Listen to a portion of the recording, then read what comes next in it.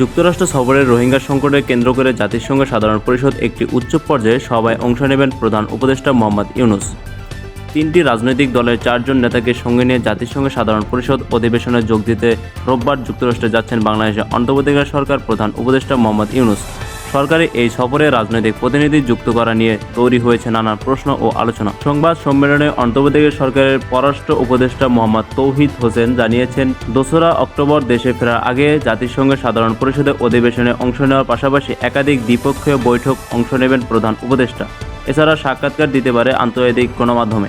কিন্তু এই সফরে রাজনৈতিক নেতাদের নিয়ে যাওয়ার উদ্দেশ্য কী? সেখানে কি ভূমিকা রাখবে তারা? আর কেনই বা নির্দিষ্ট 3টি দলের প্রতিনিধিকে নিয়ে যাওয়া হচ্ছে, এমন প্রশ্ন সামনে আসছে। রাজনৈতিক দলের নেতারা বলছে, গণ অভ্যুত্থানের পর দেশ গঠনের রাজনৈতিক শক্তি ঐক্যবদ্ধ রয়েছে। আজ আন্তর্জাতিক মহলে এমন বার্তা দিতে চায় সরকার, আর এই কারণে এই সফরে যুক্ত হয়েছেন তারা। সরকারের পক্ষ থেকে বলা হয়েছে, ভবিষ্যতে দেশ চালানোর দায়িত্ব যেহেতু রাজনীতিবিদদের হাতেই থাকবে, এই কারণে দেশে গুরুত্বপূর্ণ নানা আলোচনা রাজনৈতিক দলের প্রতিনিধি যুক্ত করা হয়েছে।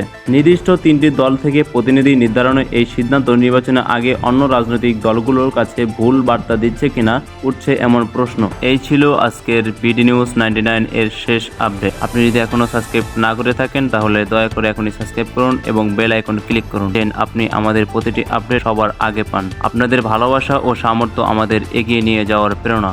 ধন্যবাদ সবাইকে। আবার দেখা হবে আগামী আপডেট। বিডি নিউজ 99 সত্যের সন্ধানে আপনার পাশে আছে।